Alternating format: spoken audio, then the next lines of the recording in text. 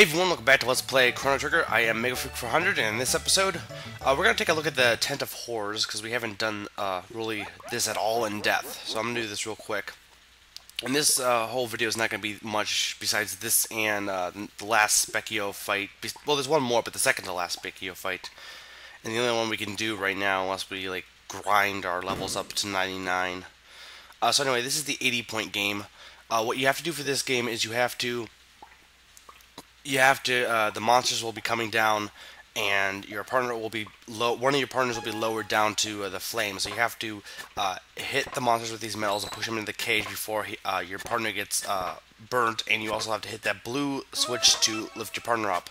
This game is actually quite difficult, and I had some trouble doing it, so sorry, I did not. I decided not to, try and pursue getting it. The prize you get is a cat, and if you keep playing that one, you'll get cat food. Like any game that you have the prize for, you can play again, you'll get cat food, which affects endings later on. But anyway, here we have Vix, Wedge, and Petite. I think the names are different, but they're named after the Star Wars characters, and they're also Final Fantasy has that reference too of Vix and Wedge, who are from Star Wars, some of the pilots for Luke. I think Biggs, but Biggs is in Final Fantasy. They don't have Biggs here, I don't believe. Anyway, if you do win this game, and you can win it with different characters too besides just Chrono, you'll get a Pozo doll, and if you go to the person's home, which is this Robo's home technically, it will play their theme, so that's pretty nice. So yeah, whatever character is your lead partner, that's whose doll you will get, whose doll or whose, well, the second prize, which is a clone, as we saw before, you get a clone, and now that you can have different partners, you can have, like Isla be in the lead, and you can play the clone game. Now, I'm going to actually do the clone game correctly this time and actually win it. You have to spend 40 points. If you want to get silver points, I definitely recommend fighting, is it Gato? Or, damn it, I forgot his name. But the robot, the battle robot. If you beat that guy, you'll get, 15 silver points, and at this point, one attack from you will kill him. So it's not that he's not difficult at all. But I did want to show this off because it is, a nice little extra. And you can, if you really want to get everything, you would win all the dolls, all of the clones, and then get all the cat. Get the cat. The cat one is kind of difficult to do though, so I don't necessarily know if it's worth it. But yeah, basically here all you do is just mimic the moves of the clone, which is tricky for me at first because I could never figure out which arm was the right one. As long as you're doing the one that's the same as her on the same side, technically speaking, that would be a different arm, I believe, because if you turn her around, it would be the right arm, whereas for her it's the left arm. Anyway, if you get that, you'll get a clone, and here we have a clone of PK. Great. So now we will be heading to do the last Spekio battle, and since that's all that's going to be in this episode is just the last Spekio battle, I'm probably going to... I actually got a PM from someone. Someone sent me a PM and said that I should be talking more about my day. I should, talking about my day would make some of these videos less boring. So, I am actually going to honor that request. So, what did I do today? Well, I woke up. And I stayed in bed for about 20 minutes, maybe 21.3, 21 in like maybe 4 seconds, I don't know. But I got up, and I woke up, and then I got up out of bed about 20 minutes later. I turned on my laptop, walked to the fridge, got a thing of water, started drinking the water, sat down, opened up my browser,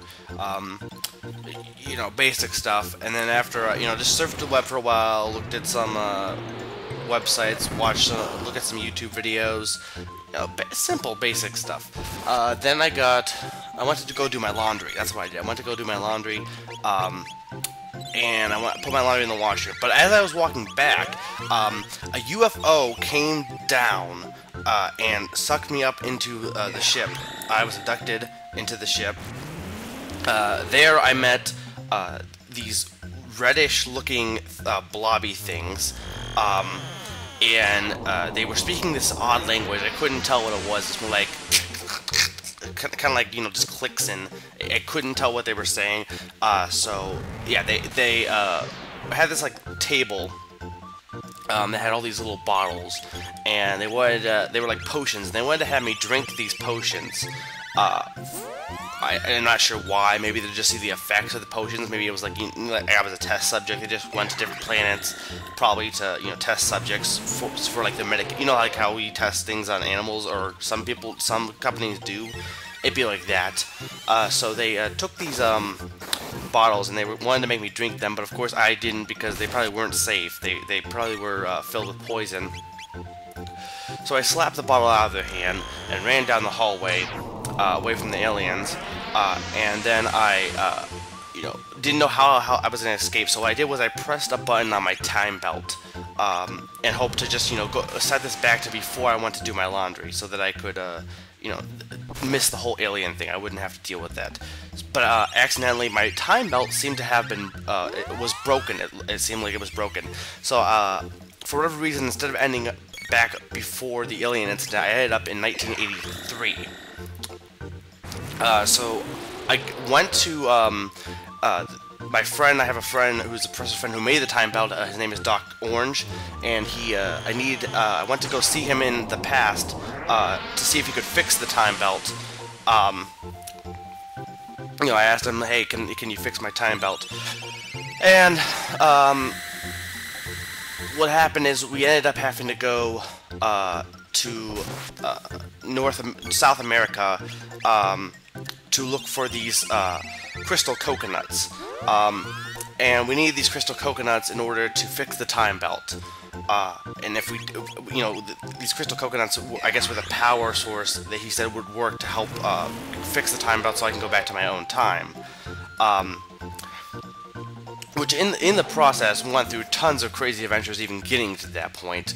I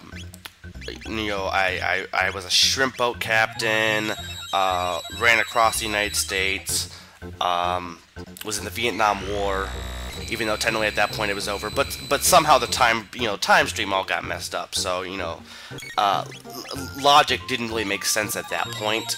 So there wasn't much I could do about it. I just had to just go with the flow. It was just kind of a chaotic thing. Anyway, we finally did get to the crystal coconuts. We finally got those, and we did get the power source, and to get back to my own time. However, I ended up going back to exactly when I was in the aliens. So what I did was I hijacked one of their spaceships, one of their like space pods, and I flew around their ship.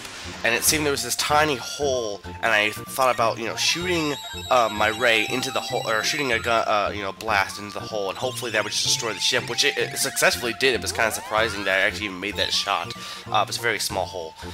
So yeah, the spaceship did blow up.